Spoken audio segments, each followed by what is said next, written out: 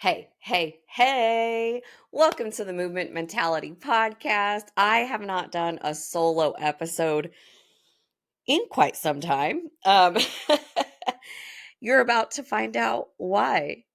So, I had batched a bunch of interviews that I had, and I had them all scheduled out so that when I was launching my online program, I wouldn't have to stress about getting an episode out to you guys because I'm someone who really tries to honor my word, and one episode drops every 2 weeks.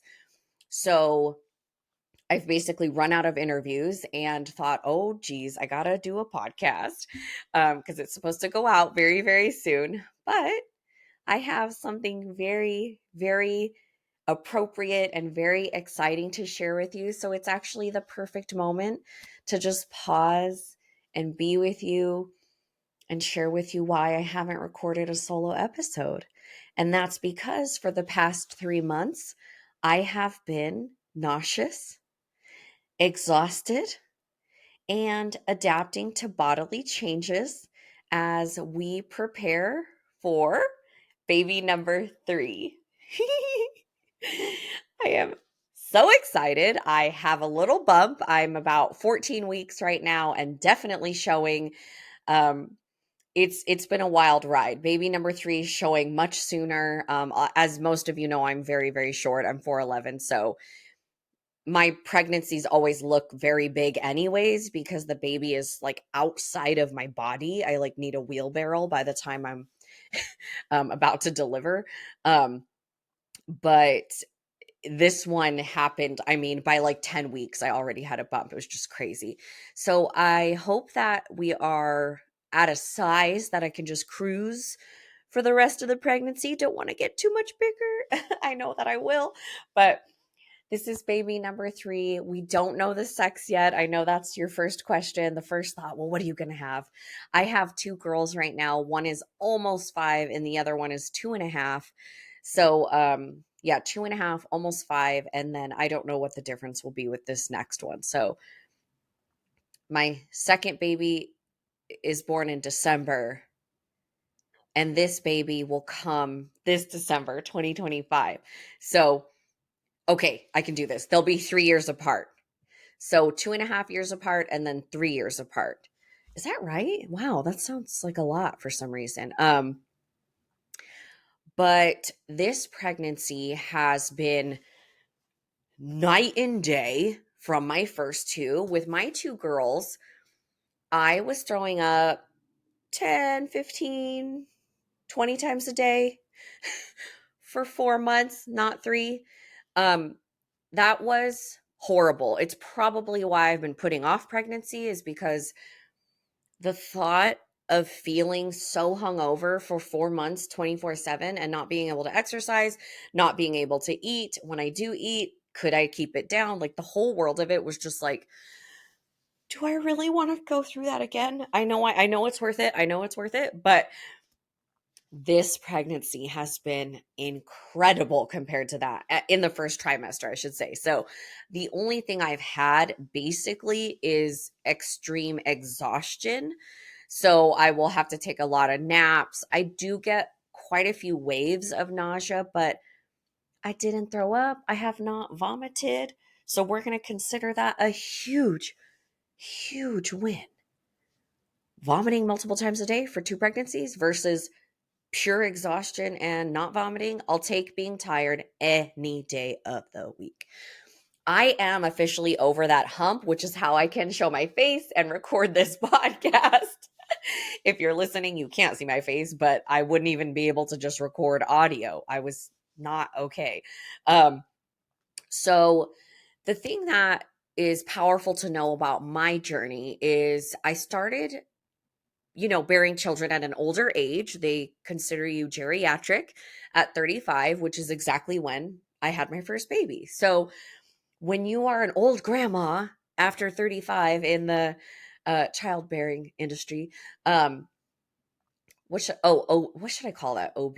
Anyways, you get what I'm saying. When you're in baby making industries, um, after 35, you're like, you need way more appointments. You get way more checkups. You see more people, you have way more ultrasounds. It's like a whole it's like a part-time job just being pregnant because you have to make all these appointments, schedule with different, they're called like high risk people, and it's a lot. I have a lot of appointments right now, so I'm very lucky that I have a flexible schedule to make that work. But my first pregnancy was in 2019. And as you know, I'm Missy Bunch and I'm, mobile and healthy and all the organic, non GMO food to farm to table, fair trade, small batch, all the things, right? And, no blue light. And like, it's a very frustrating story because with my first pregnancy, I miscarried at over 12 weeks. It was like 12.5. So 12 weeks, 5 days. Although, after we found out the baby actually had passed away around 8 weeks, but I just didn't miscarry until 12 weeks something, which is another just bizarre experience to go through. I just didn't think someone like me could miscarry. I thought if you were healthy, that just couldn't happen to you. Um, I was so wrong. It has taught me so much. So yeah, I miscarried. I was in San Diego. I happened to live in the same apartment complex as a urologist. So I basically freaked out and called her, and I was like sitting in a pool of blood in my bathtub, and she was like, "This is totally normal." Okay. Um, so about 4 months later, we get pregnant and have a beautiful, successful pregnancy. And I ended up having a C section at 10 centimeters, unmedicated when I got to the hospital. I was planning a home birth with midwives. I had like four midwives because you have the head honcho lady and then her three apprentices, which they're basically midwives, right? They're right there. I labored for 3 days. Baby wouldn't come out. Again, big like ego dismantling of how could someone so flexible and mobile like me and so healthy, how could I possibly have a C-section? It was a whole thing that I had to work through. I've had many therapy sessions about it, but it was very, very, very challenging for me to recover from that. That was in 2020 in July. I had a COVID baby, and yeah, I got to the hospital and was 10 centimeters unmedicated and still had to have a C-section. Wow. So I basically did all the spectrums of a labor and birth process that you could possibly have. I had no drugs all the way till the end, and then I had all the drugs and a surgery. My baby's safe. I'm safe. I'm totally, I won't say I'm 100% healed from that experience because it still does stuff to me, but I'm good with it. I'm at peace with what has happened. It is what had to happen, right? My midwife at the time, as I was leaving to the hospital, said, just remember C sections save lives. And we don't know if it was just her position and being sunny side up and the cord was wrapped around her neck 2 times, like all these things. Who knows? Who knows if I could have done it? When we got to the hospital, they weren't super supportive of me trying naturally. I didn't have any energy, anyways, so we went for it. Third pregnancy, I thought I had paid my dues and was very shocked. At 14 weeks, which is what I exactly am right this second, I had another miscarriage. So that was very shocking. It was like a jolting experience because I'm like, wait, I already miscarried and I had a healthy baby. How could you miscarry again if you had a baby? I just did not think I would have another miscarriage. I was like, I had already done that, right? Um, and we were living in Arizona by this time, so it was a whole thing. I started like feeling labor pain in my back, and spotting, and we found someone who did a check, and she was like, yeah, I don't hear a heartbeat. You really need to get an ultrasound. So we go get an ultrasound, and there was no heartbeat at 14 weeks. So it was just a really, really, really sad experience. I miscarried in my bathtub. My husband was amazing. I fainted a bunch of times. We had to call 911. A bunch of firefighters came in to the bathroom. No joke. I was completely naked and blood everywhere. And I had had a bowel movement during while I fainted. The body, the systems try to empty themselves and take care of what they can, right? And I remember laying there and I was like telling my husband, like, please pick up the poop. I don't want the firefighters to see it. And he did. He just gets rid of it. He's like, what are you talking about? He was so amazing. And they were like, hey, do you want to put some clothes on? And in my head, I'm like, no. Because I'm all fainty, right? Like I had just blacked out. And then anyways, they put me in my husband's clothes. So I'm wearing a man t-shirt, man sweats, take me to the hospital. I continue to miscarry there. The ER doctor he was what he was. He basically just had no idea what a miscarriage was. And he like ordered an ultrasound and was like, you need to go to this other hospital. And I was like, no, like, I need to miscarry. Like I was like bleeding through the sweats and bleeding on the bed. And I was like, I could really use a cleanup. I could use some postpartum underwear. I could really use some help here. And they just like would not help clean me up. I was just bleeding and bleeding and bleeding. And my body was under threat, right? So I wouldn't like really release anything. So the whole thing was just crazy. And then so finally the next day, I mean, I'm still having these labor pains, even though the baby had already passed. My husband had collected the baby and put the baby in a Ziploc actually and put it in the freezer. I know that sounds really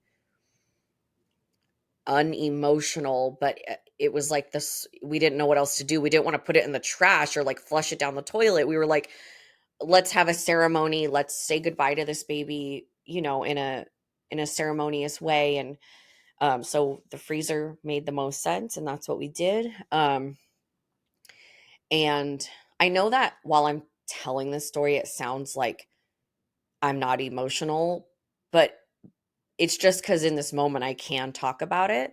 Because I've had so many sessions and talked to so many people about healing that part of me. And it was helpful to have a ceremony for that baby. And I still feel very connected to both of my miscarried babies. Now I just almost got emotional, but I'm giving backstory that I didn't plan on giving.